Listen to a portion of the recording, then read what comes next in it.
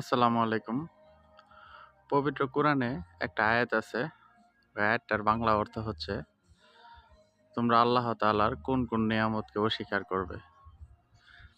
আমার এই আয়াতটা বলার মূল উদ্দেশ্য হচ্ছে, ওই যে দেখতে পাচ্ছেন একটা পাহাড়, এই পাহাড়টা টোটালি খাড়া পাহাড় এবং এই পাহাড়টা নিচ থেকে, আমি যে জায়গায় দাঁড়িয়ে আছি এখান থেকে ওই পাহাড়ের উচ্চতা মিনিমাম 2 থেকে 300 মিটার হবে এবং ওই পাশেও একটা পাহাড় এবং ওই পাহাড়ে বাড়িঘর এখন মেঘে ছেয়ে গেল।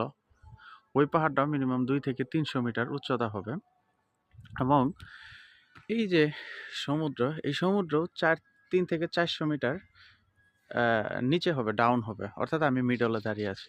এখন আল্লাহ সুবহানাহু ওয়া তাআলা এই দেশটাকে এমনভাবে সুসজ্জিতভাবে সাজায় রাখছে, এই খাড়া পাহাড়ের উপরেও অনেকগুলা বাড়ি ঘর অনেক কিছু আছে, মানুষের বাসস্থানে অনেক কিছু আছে বসবাসের জন্য। তারপরেও এই পাহাড়টা ভেঙে পড়ে না। এটা হচ্ছে আল্লাহ তাআলার একটা অন্যতম নিয়ামত। এবং যে কোনো মুহূর্তে যদি বড় ধরনের ঝড় আসে বা অনেক বৃষ্টি আসে, এই পাহাড়টা ভেঙে পড়ে যাওয়ার কথা। শত শত বছর যাবৎ এইভাবেই মাথা উঁচু করে দাঁড়িয়ে আছে, এখনো পড়ে যায় না। আবার এইদিকে দেখেন, এর কিছুক্ষণ একটু গেলেই দেখা যায় ওই যে ওইখানে একটা জীবন্ত লাভা, ইতনা বলে আর কি, যা আমরা ভলকানো হিসেবেও চিনি। তো ওইটা হচ্ছে জীবন্ত লাভা।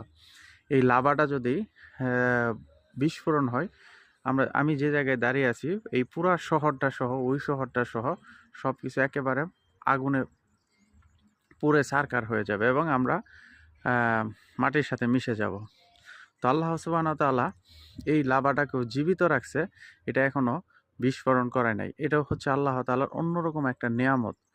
অর্থাৎ এইখানে আপনি যদি তাকান এবং এই দেশটার সৌন্দর্য বা সব কিছু যদি খুব ভালোভাবে পর্যবেক্ষণ করেন, তাহলে স্পষ্টভাবে বোঝা যাবে যে আল্লাহ সুবহানাহু ওয়া তাআলা এই পৃথিবীটা কত সুসজ্জিতভাবে এবং কত পরিকল্পনা নিয়ে পৃথিবীটা তৈরি করছে, যেটা আসলে কল্পনার বাইরে। তো এই জন্যই আল্লাহ তাআলা বারবার আর রহমান সূরার ভিতরে বলছে যে তোমরা আল্লাহ তাআলার কোন কোন নিয়ামতকে অস্বীকার করবে। সত্যি আমাদের কোনো নিয়ামত, আল্লাহ তাআলার কোনো নিয়ামতকে অস্বীকার করার মতো সুযোগ নাই। তো আমরা আল্লাহর কাছে শুকরিয়া আদায় করি যে আল্লাহ সুবহানাহু ওয়া তাআলা আমাদের এই সুন্দর একটা পৃথিবী দেখার তৌফিক দিয়েছে এবং এই সুন্দর পৃথিবীর যে সৌন্দর্য উপভোগ করার সামর্থ্য দিয়েছে এবং তৌফিক দিয়েছে। আল্লাহর কাছে